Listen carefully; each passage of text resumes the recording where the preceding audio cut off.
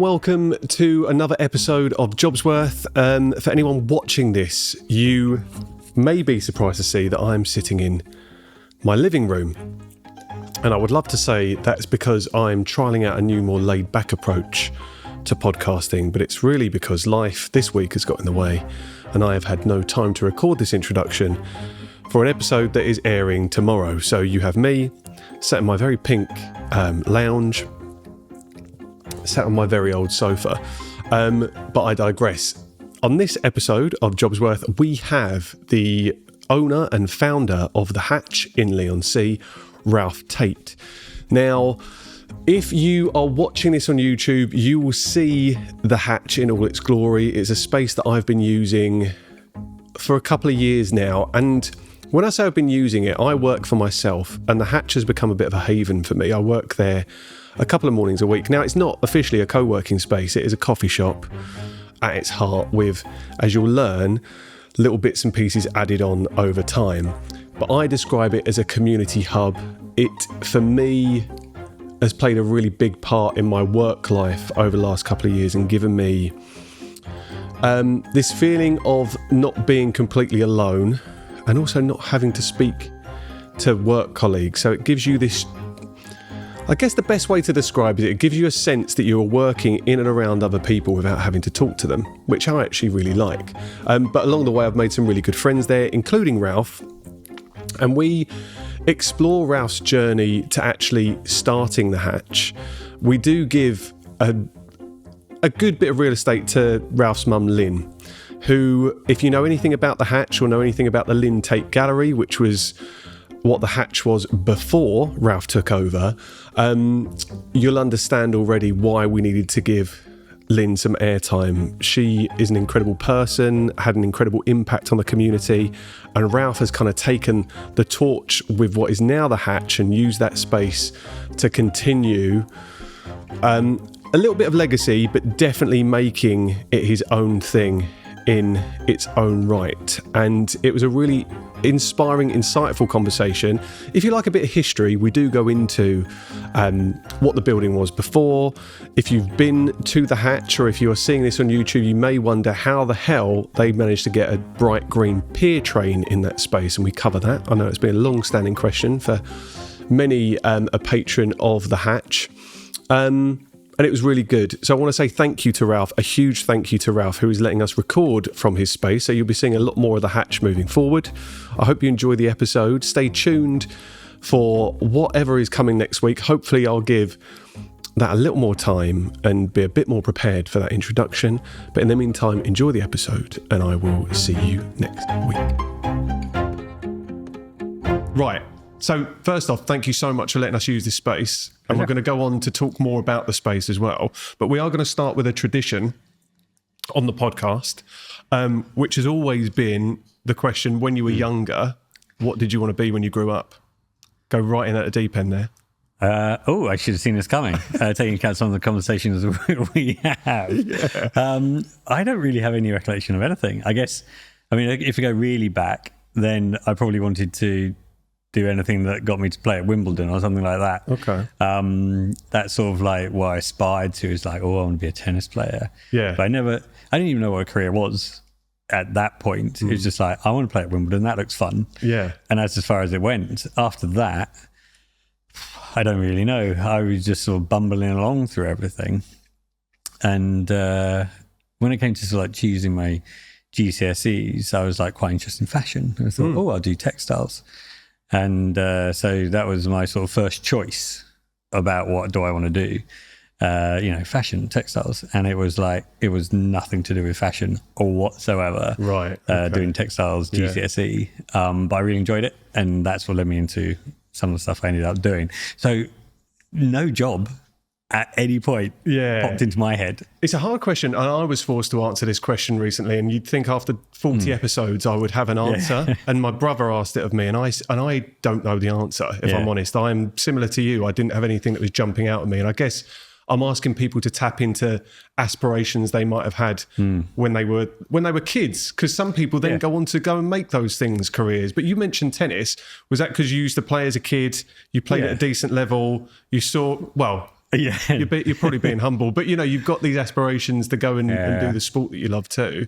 I used to play tennis, but I like watching tennis. But once a year at Wimbledon, because that was the only tennis that was on. Yeah. And I think it was just like I want to go at that. Yeah. And it wasn't even a thought of like wanting to win stuff. It was just I wanted to play at Wimbledon. Yeah. And so I used to play when I was younger, and I carried on. But it didn't lead to a career as a professional tennis player. Yeah. Unfortunately.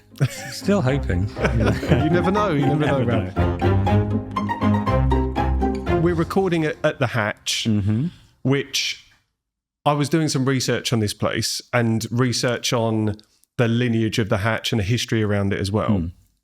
Can you tell us a bit more about the Hatch, how you've come to be running the business that you're running from it today, and maybe take us back to how your mum was using this space as well? Yeah, I could probably go back a little bit further than that as well. Please. So, it's the Hatch is in a building called the Old Foundry. That's what it used to be, a foundry back in the day. To my shame, I can't remember the name of the company that used to be based here. But years ago, they were making like road signs, sort of like the street road name things. And all manner of other little engineering bits. And we've got an outboard motor, which was cast in this building out the back, which I've always thinking about putting it up on display, but I don't really have a maritime theme. So anyway. You've got the room though. It could go somewhere. Yeah, it could go somewhere. I just don't want it falling on anyone. Anyway, digress again. So basically, it used to be an old foundry, and the bit potentially you might be able to see behind me if you're watching is the old original bit of the building. Right. So that's always been here. But the bit that we're sitting in, recording this is where they used to pour the hot metal. So it was just a sand-based floor and corrugated iron, horrible flimsy walls. So there's nothing much really going on in terms of anything worth keeping here. So my mum bought the plot, sort of like from it's owned by the council, and she got the lease on it, and she built the bit that we're sitting in, and she turned it into the Lynn Tait Gallery. She used to have the Lynn Tait Gallery just down the road on 59 High Street. We're in 66. And they moved in here, and it's probably about 8 times the size of her first shop in here. And back then, the old town was a bit of a funny old place. There wasn't much going on Monday to Friday. There were pubs here at the time. But, really, I think, and maybe I'm overblowing it, that she sort of started bringing people down to the old town as a sort of bit of a destination. She saw the potential. There was Mike's Boatyard. It was back there properly like a little, it had a retail bit, and, used to service all the boats that used to come in. But there wasn't much else down here apart from the pubs. But now it's much more of a destination. There's the other gallery and etc. But so that's the Lynn Tait Gallery. Sadly, when my mother passed away, I've got 3 siblings, and we were all looking at each other going, ooh, what are we going to do? We wanted to keep the building, but we all had other things that we were doing. And I said, I'll give it a shot in terms of using this space. My wife and my sister already had a business called Other Letters, which started on our kitchen table, then moved to our shed, and they actually moved in before the Hatch started. Oh, wow. So Other Letters was the first, part of the business that moved into this building. And I spent quite a long time trying to work out what did I want to do with the Hatch. With the building. It wasn't the Hatch then. And I went through a million different things, and I went around, I spoke to other business people locally saying, oh, would you make use of it in this way? Would you make use of it this way? Trying to get a sense of what was out there that people were looking almost for. Gauging the appetite for what this space could be. Right. Yeah. So there's lots of different ideas. Could it be a yoga studio? Could it be a gym? Could it be a shop? Could it be a workshop? Could it be a shared sort of a working space? co-working space, all of these different things. And one of the things we talked about was it being a studio. Right. And I actually asked the guy, yeah, exactly. And here you go, the dreams come true, about it. And he was like, yeah, I probably wouldn't hire out a space, for stuff that we do, but, good luck to you. And in the end, the plan was to have a small little coffee and ice cream hatch serving outside for takeaway only, literally just takeaway only. And the inside space, the plan was to rent it out for all these different things that people express an interest in doing, but probably not the demand to do one thing. Right. So multi-purpose in the best way possible. Exactly. So almost the idea is to sort of serve the community as like, oh, you want to trial something with a pop-up shop? Great. Hire it off me for a couple of weeks, do a pop-up. Oh, you want to do a networking event? Great. Hire it by the day. You can do a networking event. Oh, you want to do a workshop for this, that, and the other, whatever it may be. I'd just make it a space that could, enable other people to try out what it is that they wanted to do. And that was the plan. So the design of the hatch coffee bit is a bit weird. So I built this interior wall, which unfortunately you can't see, because the idea was it was going to partition off so that the rented space wouldn't be disturbed by us serving coffee and ice cream to members of the public out of a hatch. Yeah. Hence it being called the hatch. Had an issue with planning. Right. So I didn't even open with a hatch because I didn't get planning permission because it was delayed by the council, who had questions about me turning a window into an opening window. Right. So that was difficult to begin with. But anyway, so it was still called the hatch, even though it didn't have a hatch. And then the day I opened, everyone was like, we want to come inside. I was like, oh no, there's the beach. What time of year did you open? August the 18th. Okay, so we're talking about a time of year where people should be outside. Right, exactly. And I was like, why didn't you go to the wharf or the beach or just not here? I'm not ready for this. Right, exactly. I'm going to rent this space out, so not happening. Yeah. Anyway, within a week I buckled because literally everyone was like, oh, we want to come in and see the bus. It's not a bus, it's a bit train. So anyway, I went to IKEA and just loaded up with tables and chairs, and suddenly I had a cafe, which was certainly not the plan. The idea was that the hatch was going to be sort of a little thing on the side while I kept on doing what I was doing. Yeah. And I'd have one person just making ice creams, making coffee, simple as that. And then suddenly it's a coffee shop. It grew into that. Cafe and all the rest of it. So tell me a bit more about your mum. The podcast isn't about your mum, but I feel like she needs a good bit of real estate in this because of, I guess, what she meant to the community over the time that she was operating from here as well. And she sounds like an incredibly creative lady, but an entrepreneurial lady as well. But so what specifically was the business that she ran? So she kind of ran two sides of her business. She had a wholesale publishing side of her business. So she was posting greetings cards. Her very first product was a calendar. Right.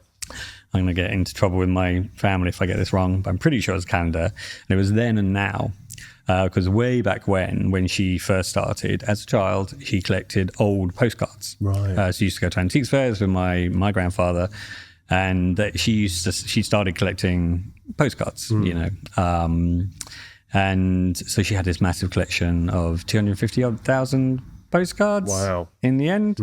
And she was sort of thinking, oh, what am I going to do with these postcards? So she made a calendar called Then and Now. So she had an old photo of the local area and a postcard, and then she went and took a photo of it as it is now, put the two next to each other, then and now. It was like matching the frames up and then having exactly, before and after shot. Right, exactly. You can't do the fancy slidey thing. Yeah. But yeah, so that was the first product, and then she started doing her own set of postcards. Yep.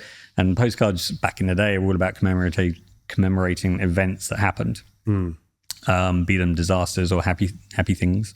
So she did a set of postcards of the new pier trains when Princess Anne came down and opened it, the new RNLI station, when the sea froze, the hurricane back in 86, I think it was 86. Not good for dates. But anyway, so, greetings cards came after the postcards, and she did placemats using all the old images that she had. So she started her own line of products, and then she bought the 59 High Street and started her shop there, selling her own stuff, but also other crafty type things. So she was always on the hunt for, looking out for good little gifts, but definitely had an oldie worldy craft theme to it. That was her kind of thing. When she outgrew that space and moved into here, it sort of like exploded into the amount of different things that she had. Still with this more oldie worldy theme, crafts and stuff. She was very much into her nostalgia. Right. So when she saw the pier train, she was a little bit happy about that, because it's right up her alley. She already had carts and bikes and things like that, delivery carts and stuff like that. So how did she end up getting the train?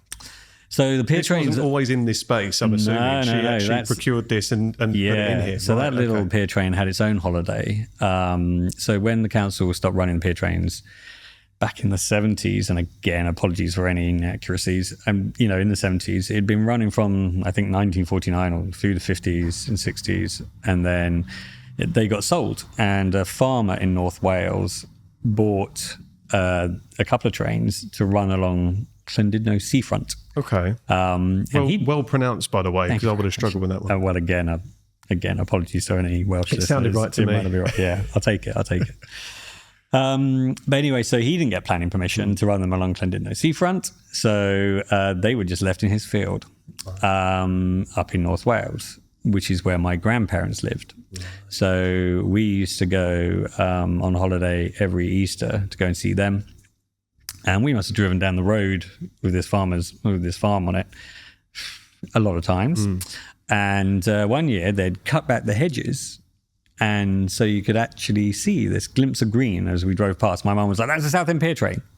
And we were like, "No, it's not. Why would it be?" She goes, "No, it is." And she was right. And within a couple of hours, she'd bought the pier train, and we were like, "Right, so what are you doing with that?" And she had a plan, because obviously she knew about the plan for the space that we're in right now.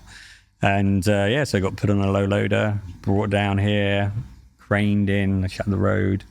And 9 months of restoration later, it was ready to be the backdrop to her shop. Wow. And I have to ask, because so many people come into the hatch. I work from here a couple of times a week, and I don't mean to eavesdrop on conversations, but I often do. So many people want to know how the train actually got into the building. Yeah. So can you give us an abridged version of how that happened? Oh, I'm gonna have to. It's not magic, is it? No. Shout out to my dad, Andy Tait here. He loves a challenge. He's a civil engineer, so my mum's got the creative kind of thing, and he's very much I can solve that. It's a problem. I can do that. Right. And so behind you, I don't even know whether you might be able to see it. There's a brown pillar, and there's. Basically, we put there's rail track. It sits on rail tracks, right? And that's what it's on. So before we put it in situ, we put those in the thing. The crane put the first set of wheels just on them outside, right? And it was still in the harness on the back end of it, and it slowly sort of moved the crane forward on the thing. Interesting. And then it got to the point where the second set of wheels were in, and then we had a turfer, the sort of thing that you'd sort of winch, trees out of the ground or something like that. Yeah. And that pulled it in. And what I don't remember is how it went sideways.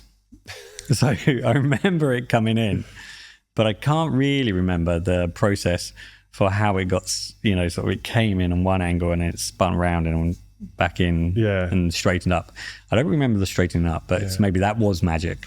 So let's say there was some magic. There's some magic involved. Yeah. I think people that ask that question, it'd be nice to be able to direct them to this podcast for their answer, because I know so many people. I know a lot of the great people that you have working in here as well, serving, have often gone in next door, I think, to grab your sister or your wife as well to tell that story too. So thank you for covering that, because I was interested. I never knew. So your mum passed away about 8 years ago now, and obviously she had a huge impact. As you say, it sounds as if what she brought down to old Leigh really changed the way it was used and how often people were coming down here. It gave them, I think you used the word destination to come down to, which is great. She sounds creative. She sounds entrepreneurial. did that inspire you growing up? Did you remember almost looking at your mum in that way or in that light through that lens, that she was someone that had something about her? I mean, I definitely recognised the entrepreneurial element of her. Again, it didn't really make me feel like that's what I wanted to do. Maybe I just wasn't thinking anything. You know, it just wasn't in my mind as to what I would do.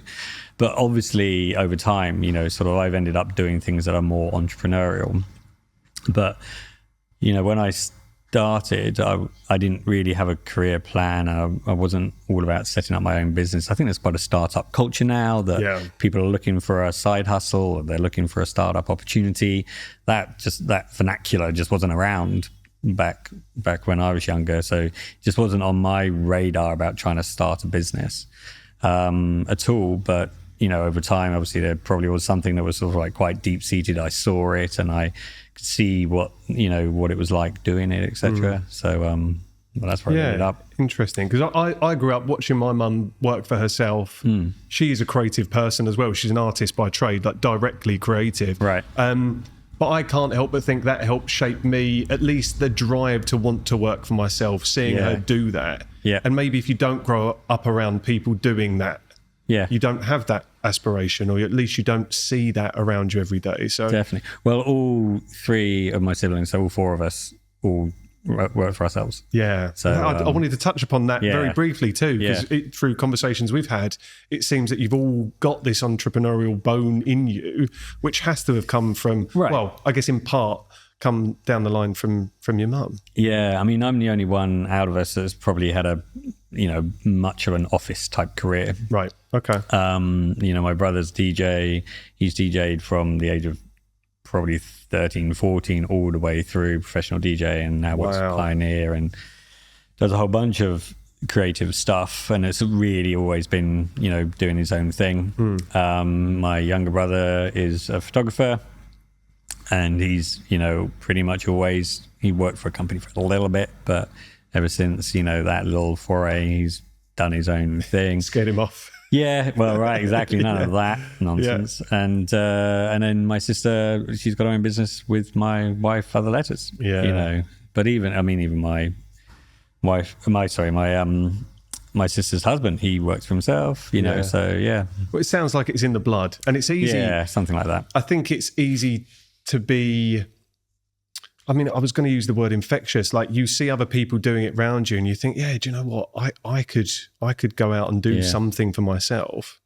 And it's an interesting point to see that your siblings are also doing that. Right. Exactly. Incredible. Yeah. You've made a lot of additions to the space. You said that you had one idea coming into here, which was to serve coffee and ice cream from a hatch. You're now inside the building. You've added in recent months, years, DJ nights. Yep. The pizza oven, so pizza nights, comedy nights. How do you decide to start introducing those things as you go? Because the business in itself, this is I describe this as a community hub, whether you do or not. There's a really lovely flow of people, and I've met so many amazing people in this space, including yourself, through working here and drinking coffee and stealing your Wi-Fi, basically, Ralph. But how do you decide which are the new things to implement and whether they'll work or not? So, not a strict formula for it, but there's sort of probably in my head, at the back of my head, there's some sort of guiding principles as what I want to do. I've got to be able to afford to be able to try it. So that can be just an obstacle. If I haven't got the money to give it a whirl, I haven't got the money to give it a whirl. And the other thing is that I've got to be confident that my staff are going to be able to roll with it. So there needs to be sort of a period of stability where everyone's comfortable with how things work and we're operating in a nice sort of stable way before I start chucking another thing in, going, hey, let's just do another thing. If you're not stable, there's no point in chucking in another thing on top of it. So that's kind of a bit of a golden rule, is that unless the basics are all in place and we're all happy, you know, I won't try anything new. Okay. And then it's really a case of trying to work out what the demand is. You know, what do I think will work? And I know there's demand for evenings because everyone wants to hire the space. And, you know, I know people like it in the evenings, and it is a great venue for it, but it's challenging. for a number of reasons. So I didn't run at it, even though there's definitely sort of money on the table, if you see what I mean. There's appetite there. Yeah. It's not straightforward. So just trying to get the balance right of what will work for everyone. And by everyone, that means my neighbors as much as my customers and myself and the staff. It's got to work on all of those, for all of those different people. And that's the sort of, you have to push it a little bit. No, that doesn't quite work. Rein it back in again and try and find what does work. So it's I never commit fully and say, right, that's it. We're a venue. We're taking bookings and get a year's worth of bookings, and then, bump into problems that I can't really, I need to sort of edge into things. That's my way of doing it. Have you tried, I circled back to that because you said when you were looking at setting up the hatch, you started having conversations, you gauged appetite in the community, whether that was going to come off. So it sounds again like you do some, I wouldn't say beta testing is right, but a bit of market research. Definitely. Just to see if there's that hunger there for you to then dip your toe and say, okay, can we trial this? Has there ever been something that you introduced that completely bombed or didn't work? It's bound to be. Can't recall it right now. Yeah. I mean, basically, I've been probably quite cautious. And, as I mentioned earlier, if you don't have the money, you can't experiment. Maybe if I had money, I'd have placed other bets along the way.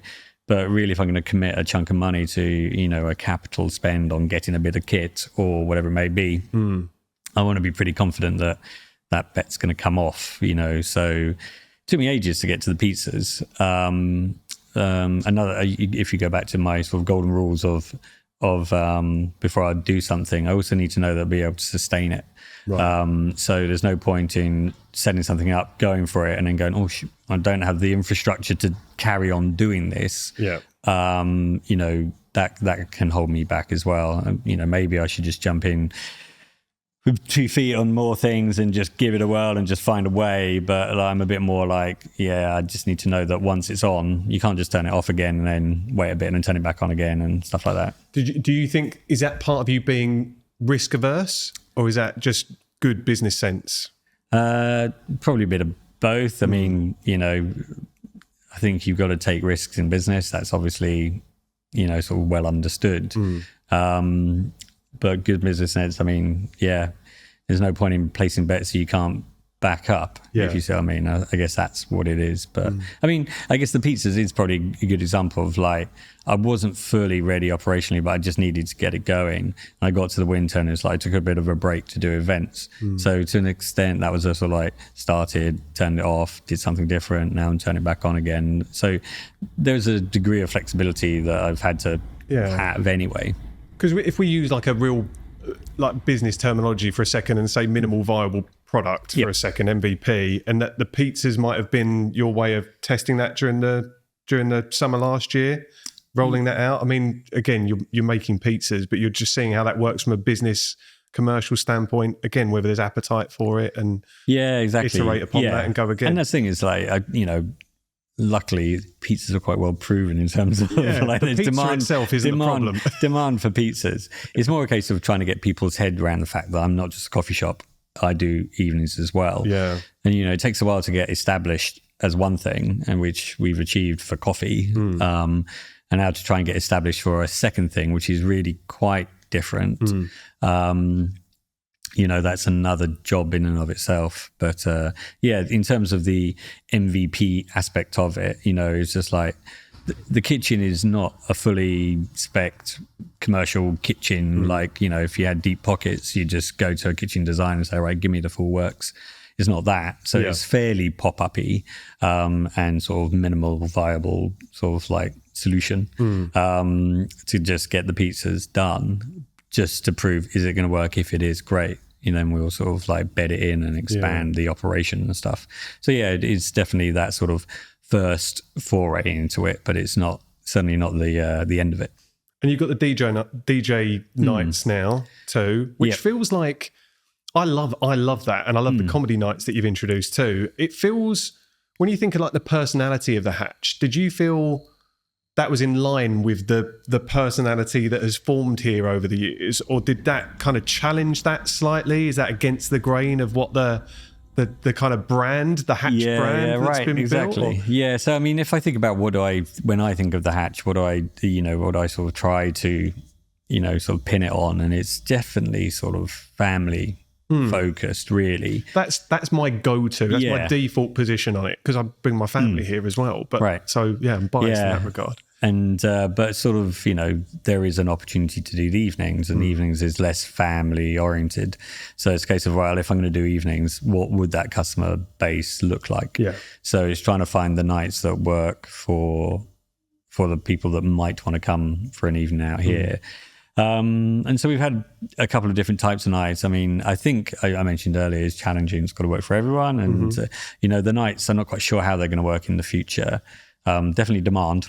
Yeah. I've sort of proven that, but I'm not 100% sure it's right for the space. So, there's definitely obstacles before I could say, right, it's, we're doing nights for the long term. So that's still an open question. Yeah. I think other things would need to change for me to be able to commit to that 100%. So there might be the odd night here and there. I mean, there's one night which I do with a chap called Ben, who's amazing, called High Havoc Social. It's acid jazz, funk, soul, and just the crowd is amazing. Everyone that comes is brilliant. There's a local person, Karen P. Don't know whether you met her. I know the name. Never met her. No. Right. Yep. But she came and DJ'd, and she was brilliant. So it was a great night, and that's definitely sort of hummed along with the vibe that sort of trying to get here. Yeah. It's quite laid back, but had a nice little edge. Because I was going to ask you how you describe the personality of this place, because it does feel like that. And for anyone that's listening to this and you've never been here before, it's hard to relay that. But it does, if you sit in here for long enough, like I have done, and many people have done over the years that you've been operating, it does have a personality. And when I saw things like the High Havoc Social stuff coming through, I just wondered if that's completely in line with it, or that is an evolution as well of sorts. And like you say, you want to make the most of the space. And if that means like the after hours or the after dark stuff, but bring a different element. I think it's a kind of trying to, if you wanted to go with a personality analogy, it's like, well, everyone flexes their personality in different ways, right? Yeah. So there's me as Dad Ralph, there's me as Run the Hatch Ralph, there's me on holiday, there's me stressed or whatever, jet washing the patio Ralph. Exactly, getting the jobs done kind of thing. And one of the ways I describe what I'm aiming to do as it sort of evolves is not to certainly not move away from where we currently are, but this idea of being on holiday in your own town. Yeah. So when I'm trying to get the pizzas up and running, I'm not just trying to turn into a pizzeria or, restaurant, vibes. I want it to feel like you're on holiday, you're hanging out, and it's like, oh, get a pizza. That sounds good. I'll have another drink. Great. Do I want another pizza? No, I don't. I'll have another drink. Oh, now I want another, And if we could do that with some cool music and, get a nice vibe going, it doesn't, it's just a different take. Yes, I serve pizza, not a pizzeria. Yeah. But it's not a bar. It's not a pub. It's just, a place that you might find on holiday and think, oh, this suits. I can chill out here and have a nice time. Yeah. And it's all quite relaxed. So again, that vibe. Yeah. And that really resonates with me. I love that. Does it go against some kind of marketing rule to not be able to identify exactly what you are? Yeah, I think the challenge with that is because the messaging is really difficult because, it's like, oh, I'm a pizzeria. Everyone gets it. Yeah. There's no sort of like, oh, what do you mean you're a pizzeria? You know exactly what you're going to get. Yeah. It's fine. It's synonymous with pizza, Italian stuff. Sit down. Okay, yeah. Someone's going to come around, take your order. They'll bring your pizzas. You might have a dessert, and then you're done. That's not what I'm aiming for. It's just sort of like, this is a nice place to come. We'll play good tunes and we'll create a nice vibe. And if you want a drink, just sit here and have a drink. If you want to have a pizza, great, order a pizza. It's not with table service like, we'll take your order now, and once you're done, can you just jog on? Yeah. So it's trying to market that. And it really, my sense is going to be that the marketing job will be word of mouth. People will need to sort of experience it. Yeah. And then go, I get it. It's not, it's still family focused, so well up for families coming down, parents can have a drink and kids can have an ice cream. And then if they all want a pizza, they can all have pizza, but we'll be open beyond 5 o'clock coffee hours kind of thing. Genuinely, when I think of this place, it is as that community hub. And I think what's great about it is that your marketing on things like social media and everything, even though you're marketing different elements of what is this amazing space, it never feels at odds with it. It feels part of the personality, regardless. So you've there's synergy whether you tried to make that happen or not. Yeah. And it's because of so many people know this space. It holds a place in people's hearts, in my opinion. And that's a really beautiful thing and quite rare. So I think you can get away with it being a little disparate and feeling not as well connected because so many people have just got so much love for it too. Well, that is a very kind of thing for you to say. And, hopefully it does feel that way because, maybe I'm not the best business person. I mean, I have zero hospitality background. So I'm literally making it up as I go in terms of running a hospitality business. So I'm sure there's more efficient and more effective and better optimized ways of doing all the things I should be doing. But I'm still trying to evolve in a way that it makes sense to me. I'm sure I'm making plenty of mistakes and, that's on me, but I am trying to create something that is, has a certain vibe and isn't just the same as everywhere else. But that'd be lovely for people to hear as well, that you're saying that you're making it up as you go along, elements of it. Because there will be plenty of people that have come here and seen you around and think, Ralph must have his shit together. Like he's got the plan, and you do. You are someone that obviously knows, and we'll go on to talk about your day-to-day job and whether you describe it as your day job as well. Exactly. But you obviously know what you're doing, but at the same time, you're not immune to all the elements that everyone else is too. Like a little bit of imposter syndrome maybe, or a little bit of I've never done this before, I'm learning as I'm going. Right. So that's going to be quite heartening, I think, to other people that might think, okay, everyone has to do that. Yeah. Oh no, I definitely think. Well, it's probably, for me, it's a healthy place to be. If you think you know it all wrong, you're only it's embarrassing when you become a cropper. If you're ready to find out things could be better and change it, then I think you'll learn more. I'm definitely one for learning as I go. We are proud to be supported by friends of the show and previous guests, the Local Merchants. They stock some of the finest ready-to-wear brands in the world and now offer a made-to-measure service that, speaking from personal experience, will leave you feeling like a proper celebrity. Sam and Ed are known for phenomenal customer service, and they're now crafting tailored pieces so good you'll start inventing reasons to wear them.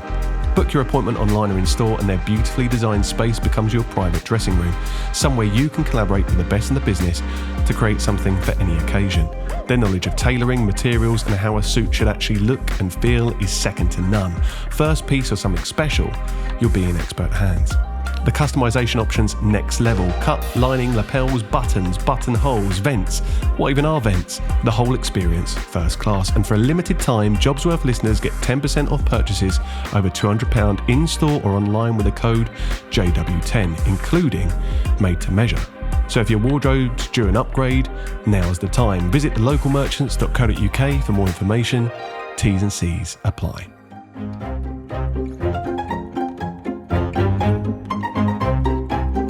So you do have a day job in consulting. Yes. So I don't want to get bogged down too much in the details for everyone listening of what you do day to day, but looking at organisational health and strategy and structure of companies and organisations. Yep. Has running the Hatch made you better at that job? Don't know. I sort of view them quite separately. Okay. So basically I guess the thing that sort of crosses over in sort of my consulting, I essentially sort of view my consulting as problem solving. What is your problem? Yeah, let me at it. I'd love to help you solve that problem. And basically I have problems to solve for the Hatch as well. Yeah. So operationally, day to day, I've got great staff who nail it on a day to day basis. When there's a problem, that falls to me. So there's definitely that sort of through line there. I guess. Exactly. That similarity in terms of what ties them together. It's the need to solve problems. But I guess the solving problems, I find it easier to solve other people's problems than my own. probably universal. Yeah, I was going to say that. Don't think I'm special in that. So solving problems for my clients, I find just a lot easier. I just love that, and I love seeing them come out the other side. With when they make breakthroughs and they remove, get through to big changes in the way that they work, or the way that they work together, or just where they, how they position themselves, talk about themselves, all those different things. That's amazing. And it feels different for me because, like, when I solve a problem here, I'm like, right, great, solved a problem. All right, what's the next problem? Never-ending list. Yeah, exactly. And it's sort of like they're different types of problems, and I'm possibly more adept at solving the other problems than I am at solving some of these things. I'm no plumber, so if I've got a plumbing problem, right, there's only so much I can do. Again, it falls to you, doesn't it? Right. So you're either doing it yourself or finding the person to be able to do it. Exactly. What's harder, consulting or running this as a business? I don't know, because just the nature of the work is just quite different. One is, quite often you're at a computer for long periods of time, and then you have these sort of moments with clients where all the work that you've done, you're taking them through and you're sort of working with them, getting them to change their views, or, where you've got conflicts in teams, how they come together, and that's very challenging. I have less of that to do in the Hatch, and it's more like, there's maybe more operational type stuff to get involved in, but also there's bigger, just a wider range of problems. So, setting pricing, is kind of a bit of a straightforward thing with consulting. When you've got a myriad of different products that you're trying to sell in a coffee shop, and your suppliers are changing their prices all the time. Yeah. Trying to moving targets. Right, there. Exactly. So that's always on your mind. So yeah, it's just different problems, but that's probably where it's. But in terms of what's easier, I don't know. I don't know how to judge. I was going to ask, just because of the connection to family that comes from with this place too. There's that legacy that you're taking on. Does that play a part in how you think about running this place? Are you mindful of the legacy of it? Yeah, so I mean, if you go back to my mum, I mean, yes, she was very creative, she was very entrepreneurial, but she was also very emotionally driven. As I say, she loved the nostalgia, and in terms of her making decisions, yeah, she probably was driven by her heart quite a lot as much as her head. She could see an opportunity, but she could also fall in love with opportunities that twanged on her heartstrings. So there's definitely elements of that. This building's meant a lot to our family. How it got built and how my mum used it, and so that definitely plays a big part. And I think trying to build a space that feels like it's still part of our family is definitely a bit. So if I was not cynical is the wrong word, but if I was just purely about the margin and the profit and all the rest of it, I'm sure I could optimize the space in a different way and bang out different stuff that made loads of money. But I don't have the drive for that. Don't have the knowledge anyway, but I don't even have the drive to push for that. It's got to feel like it's sort of in keeping with where it came from.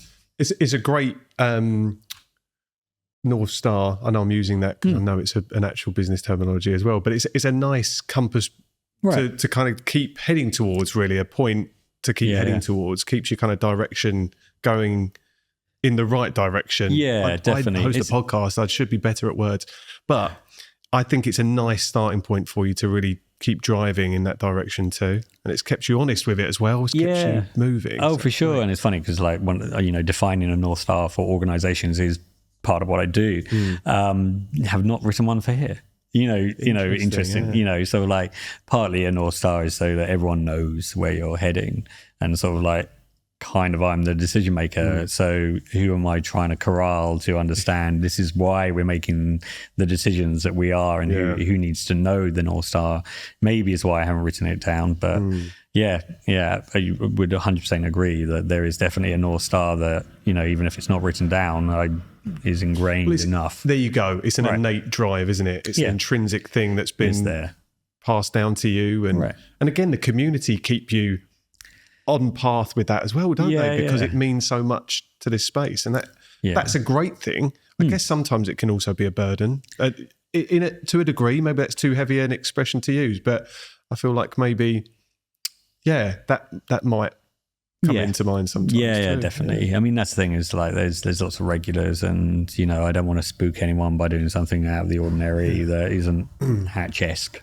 And I see a lot of people seek you out when they come in here as well, and maybe people that knew your mum. I'm making that assumption, but if they see you, they're coming up to you to say hello, and you can tell that your mum and Lynn still mean so much to so many people that come in. Yeah, absolutely. Yeah. That's you should feel that very strongly. Yeah, definitely. So you're a dad of 4, which is incredible. Yes. What's the age range? So Ashton's my eldest, 17. Oliver's 15. Eiling's 13. And Ida, the youngest, is 10. Wow. Okay. So 17 to 10. So is the short answer. There you go. And how do you balance the work you do here, the work you do in consulting, and then being a dad? That's quite a broad question. Yeah. And that's the thing, is that I think the beauty of working for myself enables that balance. Okay. Which I do love, and that's definitely one of the best value I get from working for myself, is that I can sort of flex. The guy I consult with, he's very understanding if I want to do sports days and stuff like that, and we can just work with clients to find hours that don't clash with that kind of stuff. And as I say, I've got great staff here. So day to day, I've got flexibility to, try and solve problems in, particular times, versus having a fixed routine. So, I spend as long as I can basically with each of them. If you think about family, Hatch and consulting. I was going to say, you don't mean each of your individual children. Yeah, I guess that's a juggling act as well, isn't it? Yeah, absolutely. Yeah. But so like, how much time do I need to spend on family? How much time do I need to spend on consulting? How much do I need to spend on the Hatch? And basically, that's just sort of like moving sliders to make sure that it never goes over to beyond 100%. Understood, yeah. And so if it's needs of the family, so that's coming first. But I've got a very wonderful wife who sort of like makes sure that if there's something really burning, she's generally got everything under control anyway. Yeah. But if it needs me, then I can flex things to go and help. So. Well, that sounds like a really good partnership with your wife, who's obviously running a business too. Yeah. And I'm asking now for parenting advice, but does getting the balance right become easier as they get older? Tell me it does. Yeah. So it definitely gets different. Right. And that doesn't sound like easier though, Ralph. Yeah, well, I'm not going to commit to that. But it's just I always describe peak crazy as when I had the youngest was 2. Right. So that was 2 at the right time of year. It could be 2, 4, 6, and 8. Right. So I had 4 under 8, and the 2-year-old was just carnage, as all 2-year-olds are. The 4-year-old wasn't much help. 6-year-old certainly wasn't, and the 8-year-old couldn't help. But now you've got, babysitting built in. Yeah. You've got, independence, so they can walk to places, hop on trains, take buses, don't want lifts to certain places. Certain places they definitely want lifts to. So that sort of time has changed in terms of the time that I need to shuttle them around or do things for them.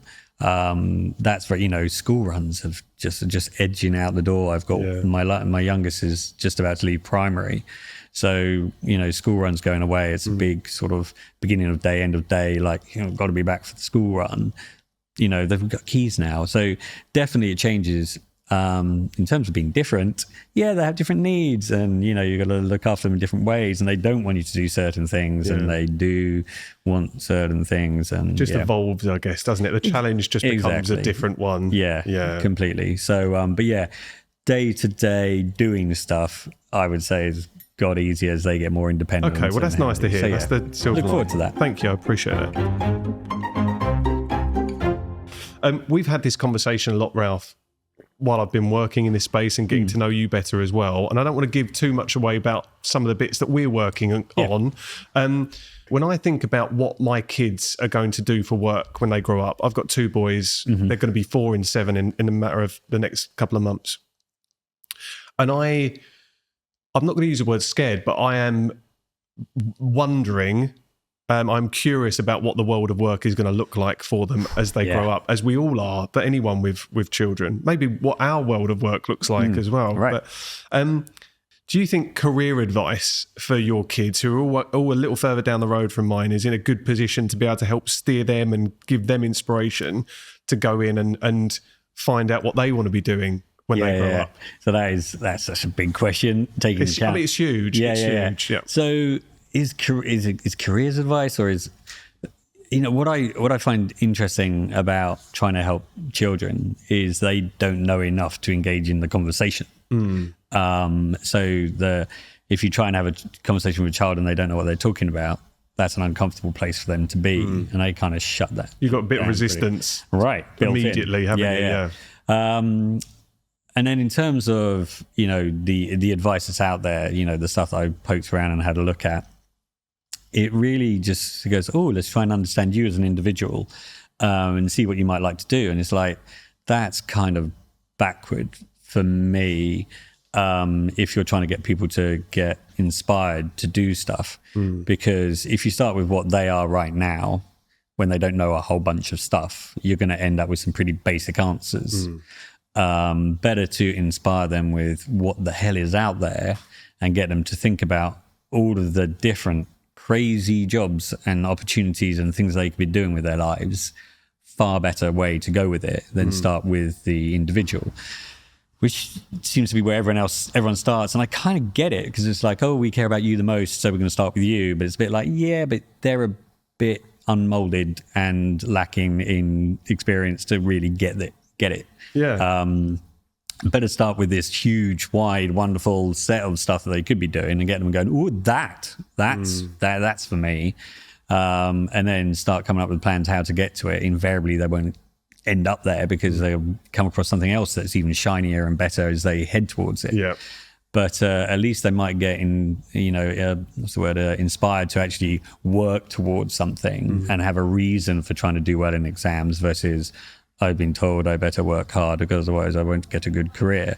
That was my approach, definitely, and my experience going through school and college and coming out the other side of it without any clear direction of where I wanted to go. Yep. And I didn't have the people around me I had aspirational figures in my life, but I didn't necessarily have that breadth and depth of the choices out there. Yeah. I wasn't exposed to that. So as I went through life and found that there were people doing these weird and wonderful jobs, I was like, wait a minute. Right. I didn't know that was an option. If someone had told me that at the time, maybe I could have explored that route. Yeah. And I think there's an element of that missing from my own experience, if I can go all the way back to when I was getting careers advice, or that having those conversations that would have helped shape and mold me into what I wanted to go off and do. Yeah. That was a gap for me. And I hope to be able to plug that for my kids as much as I can. Right. But as one person, there's only so much I can do with that. Definitely, especially as there's only so much that your children will listen to you about anything. Yeah, I've got a finite amount of time that my kids will actually engage with me. And that I'm sure that window will become smaller as they grow up. Yeah, just need to get some TikTok influencers to get them to. Exactly, but they're probably not even on TikTok anymore. It's something new. But I would totally agree. I mean, I never really feel like I had any careers advice, and I'm not looking in any direction to point the blame at it. I just didn't have any. I didn't get any at school. My parents were just getting on. They were just really encouraging with whatever I wanted to do. They were like, go for it. Yeah. But I was only looking like one step ahead. I'd get the job, a job, and then what goes on next? Even a smaller step than that is like, right, I've got to pay rent. I've got to keep going and stuff. Like, how am I getting through this? I better get some sort of paid something. And then when I got into that, it's like, right, I'm paying the rent, I'm sort of existing. It's like, do I like this? No, right, I'm gonna look for something else. What's next? And then there was no sort of career plan. Don't do fine art if you want a career plan. So no, it's definitely something I think about a lot with my boys, and I kind of envisage this future where they're going to be going through education. I want them to get the most out of it, but how do I help them do that? And I like to talk to parents about their approach to it and cherry pick good ideas. I mean, for me, I feel really lucky because all my children do not do really well at school, but they are really engaged right. with their school. They like school, and they do their work, and they, I'm not saying they're, I'm not saying they are or they aren't. That kind of, whether they're high achieving or not high achieving is by the by. They engage with their lessons and they try hard, and they try and do their best. That's all I've ever asked them to do, and bless them, they do it. But in terms of trying to get them to be inspired to, why are you doing it? Why are you engaged, and why do you care about trying to do your best? I'm not 100% clear on how I've managed that, but I strongly feel that if you've got a good idea of what it might lead to and why you're doing it, and I do sort of lay seeds as to, if you do this, you might be, that could enable you to do something in the future. So hopefully, that's good. I don't really know. Do any of us really know? That's the thing. We're all making it up as we go along, Ralph. But I think it's nice to be able to consciously, as you say, lay that trail for your kids as you go. Right. You can't. How much can any of us really force our kids down a certain path? They're all. And how much will they rebel if you make them? Yeah. What a minefield this is. Oh yeah. I'm going to ask you for some advice now, not parenting advice, but for people that listen to this podcast, maybe they want to take some snippets of advice. Yeah, okay. And it's going to be as direct a question as, what is the best bit of advice you've ever been given? I'm going to put you on the spot with that one. Yeah, I don't know really. Can you recall anything? I quite like, is it JFDI? Okay. Just fucking do it. Just fucking do it. Wow. Okay. Yeah. Quickest way to get something done? Yeah. Do it. Right. I quite like that. In terms of like, if, you're not sure and you've got to learn how to do something as well, do it. Yeah. And then you'll see what works and what doesn't. And the sort of, thinking or not trying, or, being fearful of not trying it. When my children say, I can't do this. And it's like, well, you can't do it yet. Just try it, just do it. And then you'll see what happens. And then you could try again. And, if you can learn what went wrong the first time, then maybe you could do it better the second time, third, fifth, etc. So I quite like, that sort of sense. I am not saying I am always doing that. That is, it's good advice. Yeah. I'm not saying I take that advice all the time. Something to aspire to, yeah. For sure. But I think just fucking do it is a solid mantra. I love that. In terms of like, if you want to get something done, what's the best way? Well, doing it. Do it. Yeah. I love that. Yeah. And this isn't so much an advice. This is going back to, I think a lot of people listening to this podcast are thinking about the path they're going on. And sometimes that's being a bit more intentional about the route they're going down, whether that's in the job they're already in or going on to a job that they want to move into. But how do you define what enough is? Because it's something that I have a problem with. Work-life balance is key for me, and being able to spend time with my children and being present. But I have these goals in business and in life. But how do you define when enough is enough, or what enough looks like? In your opinion, how do you define that? Oh, I don't think I can, because it changes all the time. So there is no one definition of it. And if I often think of things in dials, or in just like things like, oh, that's low, I need to turn that up, or that's, I'm too focused on that, I'm letting this slip. And it's just a case of trying to balance all those different elements. So if I think about, I've focused. One of the reasons I think I mentioned earlier, is that I really like working for myself, is I can spend time on, being available for the family and have that flexibility to be around them. But as my children need less time from me, as I sort of mentioned there, potentially I can spend more time doing different things, which enables me to go up, so, that dial will slow down. I mean, I'm having conversations with some of my friends about, children will be moving out soon, empty nest syndrome. And like, obviously I've got a 10-year-old, so a proper empty nest is a long way away. Yeah, you're my eldest is 17, in a year and a half. I don't think I moved out till I was 25, Ralph. So you I've got a while. Got a while. Yeah. Maybe accelerate that along. Yeah, exactly. So, but I've lost track of what I was saying. But so when is enough? And I don't know. So, is that enough? Oh, I got to dial that up because it's not. But that's plenty, so that's fine. I can just chill on that front and stuff like that.